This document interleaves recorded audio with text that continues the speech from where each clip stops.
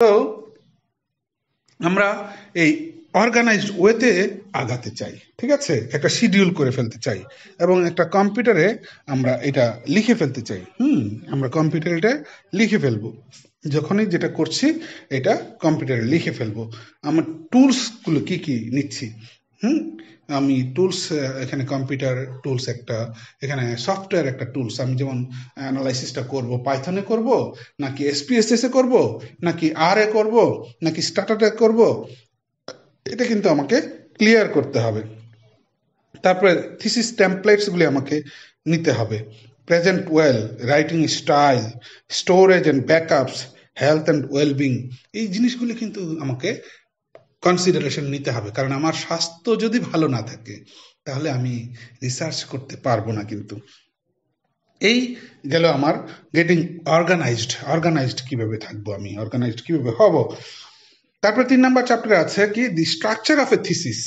এই যে থিসিসটা করছি আমি, এই থিসিসটার স্ট্রাকচারটা আমাকে ক্লিয়ার করতে হবে। তাই standard thesis structure, creating a non-standard thesis structure, narrative, initial efforts, beginning an individual chapter, study or case study।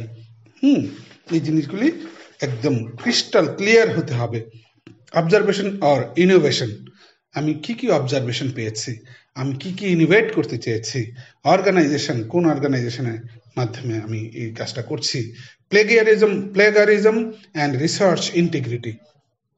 দেখেন, রিসার্চে অত্যন্ত গুরুত্বপূর্ণ জিনিস প্লেগারিজমটা কি, মানে অন্য একজন একটা থিসিস করেছে, এই রিলেটেড টপিকসে অন্য একজন থিসিস করেছে, কিন্তু তার এখান থেকে আমি রিসার্চের একটা লিটারেচার রিভিউ নিলাম, কিংবা তার একটা আইডিয়া নিলাম, তাকে আমি রেকগনাইজড করলাম না, এটা কিন্তু প্লেগারিজমের মধ্যে পড়ে যাবে। এবং এটা অত্যন্ত গর্হিত কাজ, এটা অত্যন্ত পাপ, বিশাল বড় পাপ এটা। কারণ কি, একজনে একটা রিসার্চ করেছে, এই রিসার্চের তাকে মূল্যায়ন করা